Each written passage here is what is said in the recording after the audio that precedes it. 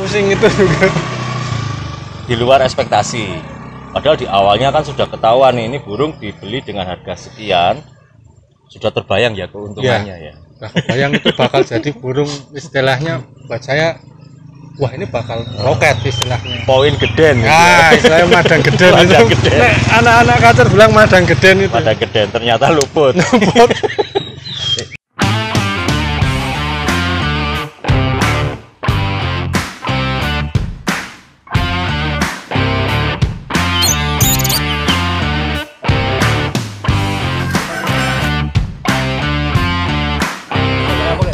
Mesti jawab. Terus Mesek. Sobat Lintas Hobi, sekarang kita berada di tempat seorang pecinta kacer atau pengorbit kacer di bilangan Sleman, Yogyakarta. Siapa dia? Kita langsung ketemu dengan beliaunya, Mas Owen. Selamat sore. Sehat bro? Sehat. Aman-aman ini. Toto banter ya. Kegiatan di lapangan gimana ini bro? Sementara kita vakum semua ini karena PPKM ini tuh. Oh. Kita digantangan kita off-kan dulu semua. Oh ya sobat, Mas Julius Owen, biasa dipanggil Owen. Ini salah satu juri di beberapa gantangan di Jogja dan salah satu juri juga di Raja Garuda Nusantara. Itu ya Mas Owen ya? Iya. Oke. Di RGN. Di RGN ya. Mantep kalau pakai seragam itu beda maksudnya. Di lapangan suka nggak nyopo gitu soalnya. Mas Owen ya, orang-orang tahu sesama pemain melihat Mas Owen itu sebagai sosok pemain kacer. Apa sih yang istimewa dari kacer? Kok sampai seneng? Kok nggak yang lain milihnya? Kacer itu menurut saya inilah burung penuh misteri ya. 1001 lah, 1001 misteri. Ya dari pola rawatannya, terus gaya tarungnya juga di lapangan, gaya eksotiknya itu.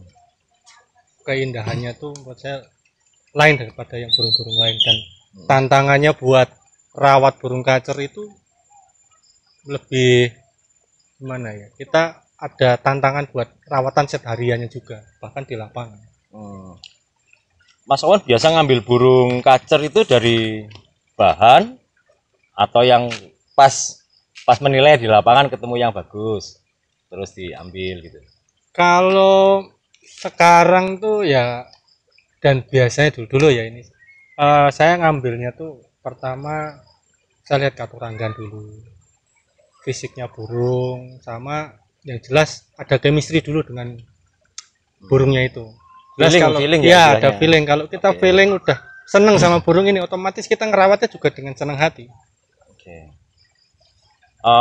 Jadi maksud saya begini, apakah sudah melihat kerjanya dulu atau spekulasi lihat burungnya, oh ini cocok saya dengan burung ini tanpa melihat kinerjanya, mengandalkan 100% di feeling? Kira-kira bagaimana Mas? Ya saya pertama ada chemistry dulu, feeling dulu. Terus yang kedua katuranggan dan materi. Tapi kalau burung yang sudah istilahnya dengan harga yang mungkin dibilang kalau 2 juta ke atas, 3 juta sampai bahkan puluhan juta, pasti kita lihat track recordnya juga. Apalagi kalau di gantangan dilihat, oh 1 kali dia juara, besok siapa yang gantang, tak lihat lagi 2 kali juara, 3 kali juara, lihat performnya di lapangan dia nggak menurun, otomatis saya pasti kejar. Ini burung bagus ini. Dikejar sampai berapapun atau sesuai budget? Ya kalau saya kalau udah seneng rata-rata ya saya 5-10 burung jalan itu menurut saya kualitas burung udah berlapis sudah mumpuni lah. Atau dengan kata lain lebih mudah nyari duitnya daripada nyari burung itu ya. Luar biasa ini bro, kawan kita ini. Caranya seperti itu. Ada enggak sih di saat beli burung ya, chemistry-nya dapat, feelingnya dapat, materinya dapat, sudah memantau kerjanya juga, tapi meleset. Pernah saya. Dulu beli, bahkan itu saya beli ya dibilang mahal juga, saya beli 8,5 juta. Burung jalan pantau lapangan, setelah 3-4 hari di saya tuh birahinya bahkan sampai siap. Itu saya udah pusing itu. Iya, tapi materi dan ininya tuh saya senang sekali. Akhirnya saya rawat. Ya pertama ya tadi yang saya bilang udah feeling dan senang dulu merawatnya, otomatis saya rawat. Akhirnya burung itu mau nampil lagi. Dalam waktu yang ya lama juga itu. Di luar schedule ya. Ya, harusnya langsung nampil, ini nunggu harus mabung dulu ganti bulu. Ternyata dia memang mintanya bulu tua, karena posisi saya beli burungnya tuh memasuki fase ke bulu tua, otomatis emosi dan birahinya juga naik turun toh. Kita pas sampai di rumah dengan burung yang di rumah juga banyak, waktu itu ada 11 burung itu jadi istilahnya over gacor. Akhirnya birahinya naik, semua naik, wah itu sampai pusing itu juga. Di luar ekspektasi. Padahal di awalnya kan sudah ketahuan nih, ini burung dibeli dengan harga sekian, sudah terbayang ya keuntungannya ya. Kebayang itu bakal jadi burung istilahnya buat saya, wah ini bakal roket istilahnya. Poin geden. Nah, istilahnya madang geden itu.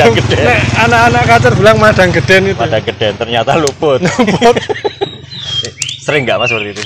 Sering Mas. Sering ya. Ya. Jadi istilahnya ya nggak ada yang pinter juga ya dalam hal ini gitu ya, atau bagaimana? Ya kita nek main burung kan otomatis ini mainan nyawa. Yang jelas kita nggak bisa diprediksi. Kadang burung nampil bagus, kadang enggak, bahkan kadang burung sampai macet itu banyak. Oke. Nah, gini Mas Owen. Mas Owen tadi menyinggung bahwa di rumah tadi ada 11 burung ya. Dengan kedatangan satu burung lagi menjadi 12 di rumah. Nah ini kan gini, yang namanya pengorbit atau dalam istilah yang lebih keren lagi adalah bakul manuk. Bakul factor ini. Bakul factor. Jadi gini, burungnya otomatis keluar masuk di rumah itu ya. Jadi ada yang sold out, ada yang bertahan. Nah, ini gimana sih Mas? Apakah tidak terganggu stabilitas burung-burung yang ada di rumah Mas Owen? Ya kalau itu jelas ada ya. Apalagi kayak ini contoh sekarang aja. Ini burung kan di rumah ada 5. Sedangkan burung 5 ini burung siap semua. Ada satu bahan masuk bulu baru tadi. Nah di situ dia burung nggak kondisi ditekan burung lain, akhirnya kan ngedrop, keluar birahi, ya, keluar birahi itu semua. Oke. Nah Mas, itu resiko ya berarti ya? Ya resiko itu. Resiko sama ya kita nek mainan kacer otomatis kan kita 70% kan kita main di rawatan 20% kita finishing di lapangan, 10% ya kita tinggal lihat kondisi burung di lapangan bagaimana. Nah, menurut saya begitu, itu menurut saya. Jadi kita faktor burung siap enggaknya itu ya 70% dari perawatan kita harian. Bahkan buat istilahnya kalau kita mau jual burung kayak pemula pengen beli harga bahan, otomatis burung kan harus kelihatan fit dulu di pembeli. Paling enggak buat kita nampilkan burung itu menjadi istilahnya kondisi fit itu bagaimana, kan kita berpikir keras ini caranya gimana. Bukannya waktu beli burung itu sudah dapat settingan ya dari pemilik? Ya kadang ada yang dapat settingan, tapi kan settingan paten kan enggak ada Om. Karena burung kan juga ada kayak bulu muda, dia emosinya kadang naik kadang turun. Posisi dia waktu pas burung top perform yang seperti saya sampaikan, jangkrik 3 jam berangkat. Ketika burung pas bulu tua, nah itu jelas dia kadang ada trouble-nya. Nah itu. Nah yang saya maksud begini, tentang perawatan yang diberikan oleh si pemilik awal di rumah mereka ya tentu saja. pindah tempat Mas Owen otomatis juga berubah kan, situasi rumahnya juga berubah. Apalagi burung yang terbiasa soliter sendiri di sana, di tempat Mas Owen ketemu dengan 11 burung menjadi 12. Ini mau nggak mau dia harus meladeni 11 burung ini kan, seperti itu. Nah, ini kan ada perawatan yang baku yang diberikan oleh si pemilik. Misalnya, ini Mas, purnya merek A, jangkriknya 3 misalnya, terus minumnya apa gitu, misalnya seperti itu. Nah, Mas Owen melakukan itu sesuai saran pemilik atau langsung dibongkar sesuai dengan kondisi Mas Owen, feeling Mas Owen, atau bagaimana? Kalau saya melajari hariannya dulu, hariannya dia umpamanya ini, kita bilang cuaca ya, cuaca antara di Jogja mungkin dengan di Jakarta kan udah beda. Oh, dia rawatannya pakai ini dengan cuaca seperti ini. Kita di Jogja otomatis adaptasi burung kan udah beda. Paling enggak mendekati dengan rawatan sebelumnya. Paling tidak kita sudah tahu telaknya lah. Setelahnya track recordnya yang kemarin tuh dia dengan settingan seperti ini hasilnya burung kayak gini. Tapi ketika dirawat dengan harian dengan cuacanya Jogja mungkin lagi hujan seperti ini, otomatis sudah beda lagi. Nah, saya ini kok ngikutin kesehariannya burung. Oke, dalam hari ini ya harus paham ya kondisi burungnya, dan harus kita apakan burung itu dengan kondisi rumah kita. Memahami karakter burungnya juga. Burungnya itu minta diapain sih ini kok kayak gini. Nah Mas, permasalahan begini, di berbagai daerah berbeda-beda tren fur yang diberikan. Taruhlah di Jawa Timur ada fur merek A yang biasa digunakan oleh teman-teman yang di sana. Di Jawa Tengah ada merek lain yang menjadi tren. Di Jawa Barat, Sumatera berbeda-beda trennya.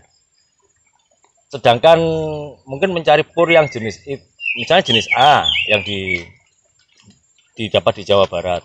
Kemudian Mas Owen harus mengkondisikan dengan pur yang ada di Jogja misalnya. Dengan kondisi yang seperti itu, bagaimana Mas Owen? Apakah sulit juga dilakukan improvisasi di situ atau eksperimen terhadap pur burung ini? Kalau masalah fur, mungkin saya lihat cenderung ke komposisi. Komposisi dari pur itu dia pakai apa? Semuanya merek A, dia komposisinya ada sari krotonya. Ada telur, ada madu. Sedangkan ini cocok enggak dengan burung ini? Burung ini istilahnya udah fit, enggak perlu asupan gizi terlalu lebih. Otomatis saya pakai pur yang komposisinya dia di bawahnya. Boleh kita kasih asupan gizi yang lain buat pendamping, contohnya kayak pisang, pepaya.